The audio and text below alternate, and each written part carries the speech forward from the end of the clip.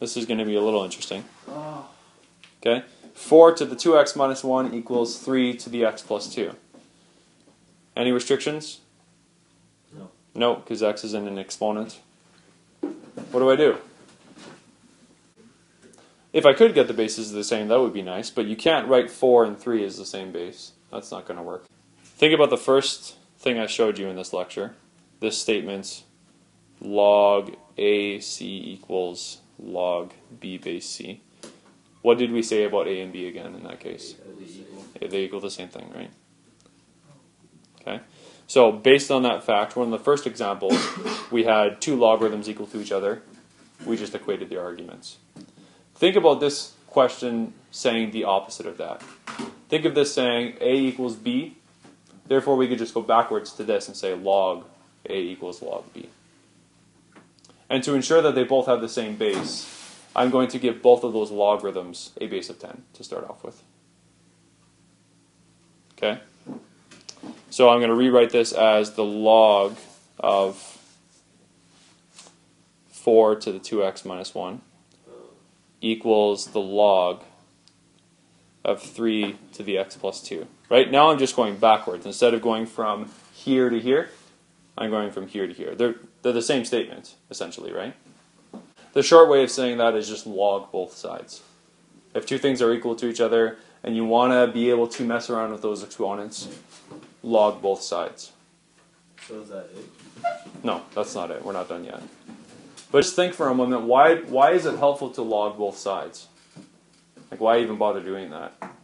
Other than the fact that if I just told you to solve this, it's nearly impossible because there's no algebra yet that would help us do that. Why is it useful to log both sides?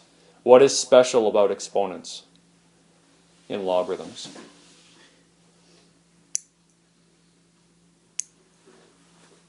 Where can they move to? They can become coefficients. Okay? So you can like dethrone these exponents into just plain old numbers using logarithms.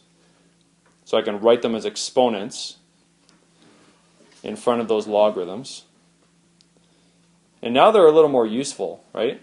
Now they're not being evasive up in those exponents where they're hard to deal with. So where is the 4?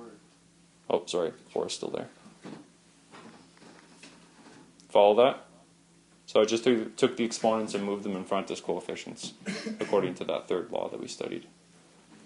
Now what?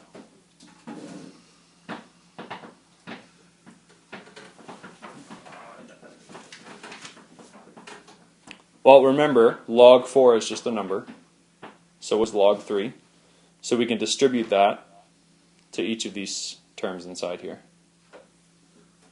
Does that make sense? Get rid of log or just... It's like saying 2x minus 1 times 5. If I wanted to expand that, I could just multiply the 5 into both terms. Okay, that's all we're doing here.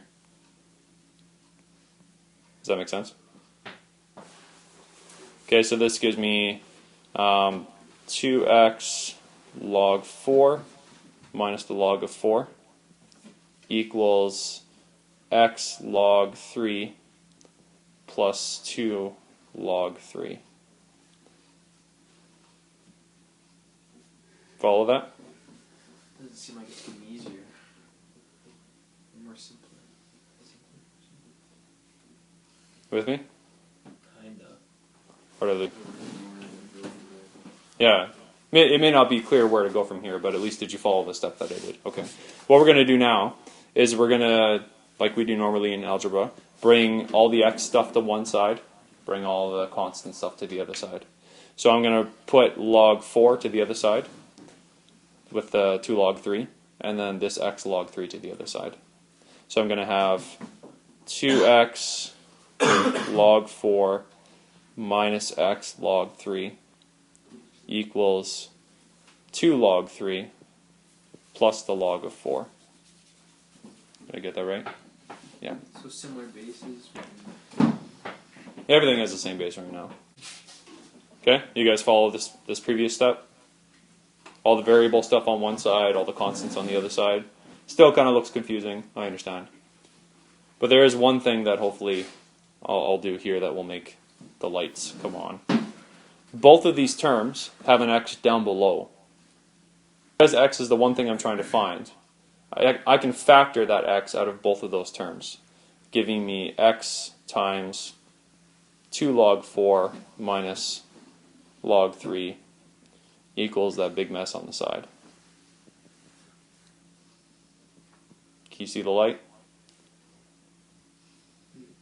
No? Remember, this is just a number. It's multiplying by x. So to solve for x, divide it out. Pretty big thing to divide out, but it'll work, right? So I divide by 2 log 4 minus log 3. That will just cancel these terms. And whatever I do to one side, I have to do to the other. So the value of x will be just whatever this big mess is in your calculator. You see how this step works, though? I want to make sure that is clear. I factored out x so that I'd have just a single x term. X was being multiplied by a number. If it makes more sense, maybe just turn that into a decimal. Maybe it would be a little clearer to see that way. And then all you're doing is dividing out that value from both sides. So how do you do that? Just put a 2 in front of the log? Yep. So in your calculator, just 2 log 3 divided by log 2.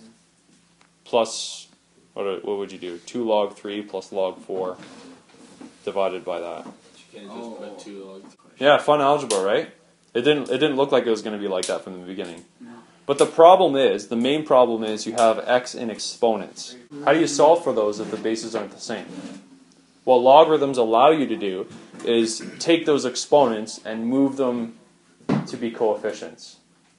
That makes them a lot more workable. Okay? And I know it seems overwhelming to have all this log 4, log 3 business, but remember, those are just decimal values. And if you want to deal with the headache of just turning those all into decimals to make the algebra a little more digestible, you can do that, but keeping it in exact form for a while will help.